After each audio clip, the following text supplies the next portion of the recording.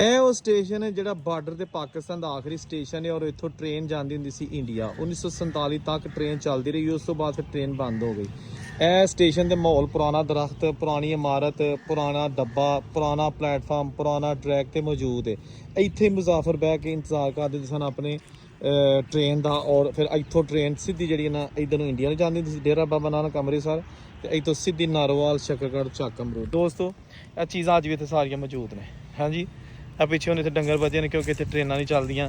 1947 ਨੂੰ ਅੰਗਰੇਜ਼ ਨੇ ਸਟੇਸ਼ਨ ਬਣਾਇਆ ਸੀ ਜਿਹਦੀਆਂ ਜਨਾਬ ਬਾਕੀਆਂ ਹਲੇ ਮੌਜੂਦ ਨੇ। ਇਹ ਰੇਲਵੇ ਟਰੈਕ ਤੁਸੀਂ ਵੇਖ ਸਕਦੇ ਹੋ, ਠੀਕ ਹੈ ਨਾ, ਲੇਕਿਨ ਹਰ ਚੀਜ਼ ਬਰਬਾਦ ਹੋ ਚੁੱਕੀ ਹੈ।